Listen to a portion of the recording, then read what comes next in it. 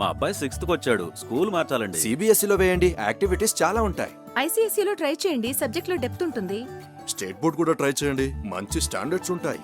ఇవన్నీ కలిపి ఒకే స్కూల్లో లేవా? కంగారు పడకండి. రెసిడెన్స్ స్కూల్స్ తో మంచి చదువుతో పాటు all round development, right age లో రైట్ ఫౌండేషన్ తో రెసిడెన్స్ స్కూల్స్ ఇప్పుడు హైదరాబాద్ అంతటా.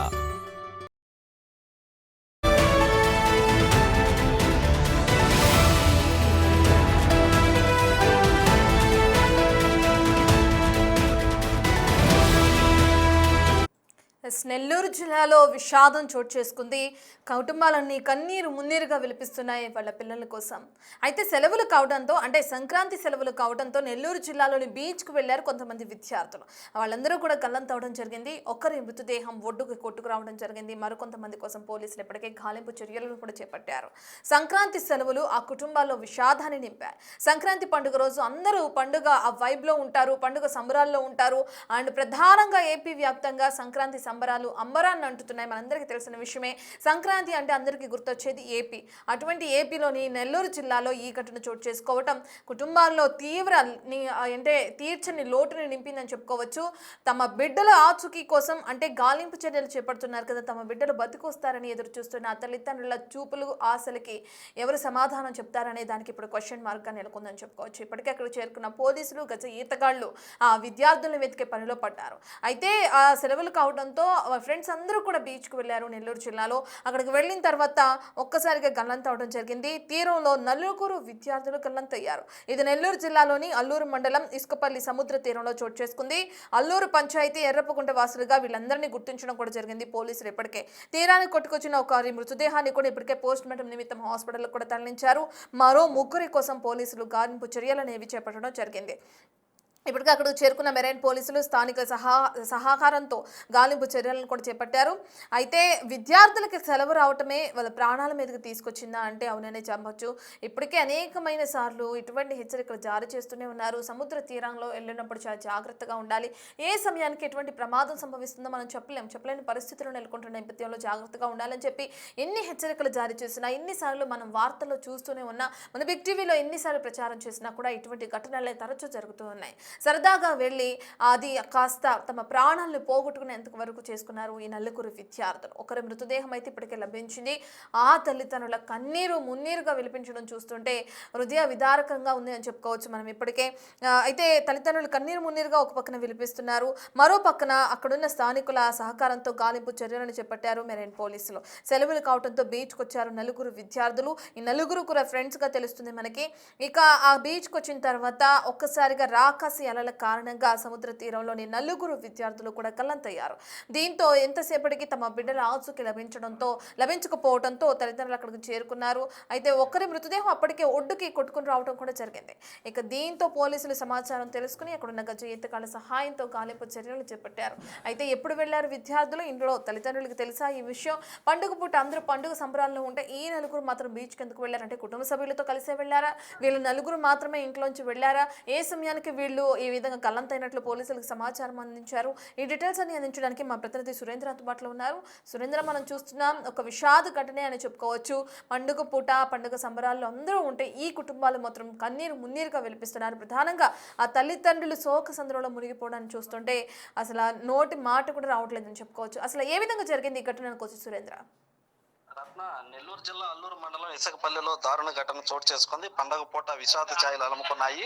ఏదైతే అల్లూరు మండలం ఇసుకపల్లి సముద్ర తీరంలో సముద్ర స్థానానికి 6 మంది స్నేహితులతో కలిసి వెళ్లడం జరిగింది. వెళ్ళినటువంటి క్రమంలో అక్కడ 6 మందిలో 4 గల్లంతయ్యారు. ఆ 4 కూడా సముద్రం లోపలికి వెళ్లడంతోనే గల్లంతయ్యారని చెప్పి కూడా అక్కడ ఉన్నటువంటి మెరైన్ పోలీసులు, స్థానిక పోలీసులు చెప్తున్నటువంటి పరిస్థితి ఉంది. అయితే 4 2 డెడ్ బాడీలను ఇప్పటికే ట్రేస్ చేయడం జరిగింది ఇటు మెరైన్ పోలీసులు. మరో 2 కోసం అయితే గాలింపు చర్యలు చేపట్టారు. ఇసుకపల్లి పంచాయతీ ఎర్రపగుంటకు చెందినటువంటి వారుగా కూడా ఇటు పోలీసులు వారిని గుర్తించడం జరిగింది. అక్కడ బయట కొంతమంది వారి బంధువులు కూడా ఉండడంతో వారు ఆ యొక్క ఎర్రపగుంటకు చెందినటువంటి వారుగా కూడా గుర్తించారు. అయితే గల్లంతైన వారిలో ఇంటర్మీడియట్ చదువుతున్న విద్యార్థులుగా గుర్తించారు. నెల్లూరులోనే ఒక ప్రైవేట్ కాలేజీలో వీళ్ళంతా కూడా ఇంటర్మీడియట్ చదువుతున్నారనేది మనకు ఉన్నటువంటి సమాచారం. అయితే మృతి చెందినటువంటి వారిలో యువతి మహిళ కూడా ఉంది. దీంట్లో ఈగ అమూలు అనే 2 మృతదేహాలు కూడా లభించారు. లభించడం జరిగింది. అయితే వీరంతా ఈ రోజు పండగ కావడంతో ఆ సముద్ర స్నానానికి వెళ్ళినటువంటి క్రమంలో ఒకసారిగా అలలు ఉధృతంగా ఉన్నటువంటి నేపథ్యంలో అక్కడ ఘటన చోటు చేసుకుందని అక్కడ స్థానికులు అయితే చెప్తా ఉన్నారు.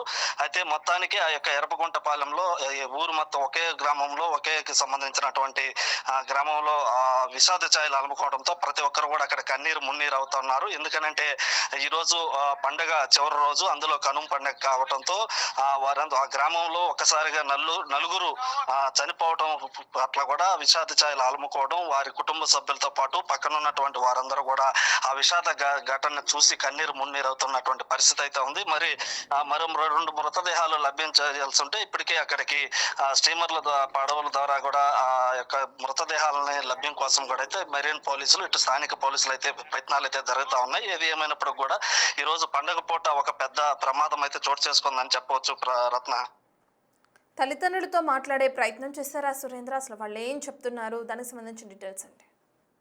అయితే తల్లిదండ్రులతో పాటు అందరూ కుటుంబ సభ్యులు, అక్కడ ఉన్నటువంటి వారికి సంబంధించినటువంటి 4 కుటుంబాలకు సంబంధించినటువంటి వారందరూ ఈ రోజు సరదాగా ఈతకెళ్ళడం జరిగింది. అందులో పిల్లలు కూడా ఇంటర్మీడియట్ చదువుతూ సెలవులకు ఊరికి రావడం, చివరి రోజు సెలవు కావడంతో ఈ రోజు అంత సరదాగా గడపాలన్నటువంటి ఉద్దేశంతో ఆ యొక్క ఇసుకపాలెం బీచ్ కి అయితే వెళ్ళడం జరిగింది. వెళ్ళినటువంటి క్రమంలో అక్కడ లోతు ఉండదు అని అనుకున్నటువంటి క్రమంలో ఒకసారిగా లోపలికి వెళ్ళి అప్పటికి ఈత వచ్చి ఉందని కూడా వారి తల్లిదండ్రులు అయితే చెప్తా ఉన్నారు.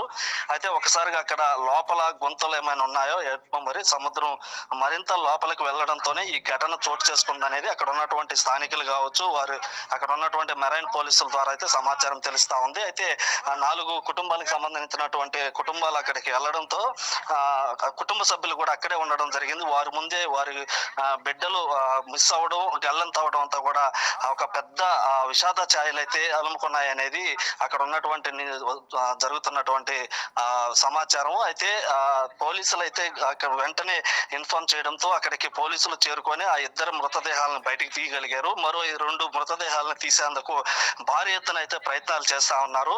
అయితే వారి కుటుంబ సభ్యులు, వారి బంధువులంతా కూడా ఆ కన్నీటి రోదన వినిపిస్తా ఉంది అక్కడ. ఎందుకనంటే ఒకసారిగా పిల్లలు వారి కళ్ళ ముందే సముద్రంలో కొట్టుకుపోవడం, వాళ్ళ కళ్ళ ముందే చనిపోవడం వంటి విషయాన్ని అక్కడ ఉన్నటువంటి కుటుంబ సభ్యులు అయితే జీర్ణించుకోలేకపోతున్నటువంటి పరిస్థితి అయితే అక్కడ కనిపిస్తుంది. రత్న, రైట్, థ్యాంక్ యూ సురేంద్ర. ఇక నెల్లూరులో ఇప్పటికే మా సురేంద్ర చెప్పినట్లుగానే తల్లిదండ్రులు కన్నీరు మున్నీరుగా విలపిస్తున్నారు తమ బిడ్డల కోసం. ఒకరి మృతదేహం లభించింది, మరో 3 కోసం పోలీసుల చర్యలు అనేవి కొనసాగుతూనే ఉన్నాయి. ఏం చెప్పాలో కూడా తెలియని పరిస్థితి నెలకొంది. స్థానికుల సహాయంతో పోలీసులు అక్కడికి ఇప్పటికే సహాయక చర్యలను కూడా చేపట్టడం జరిగింది.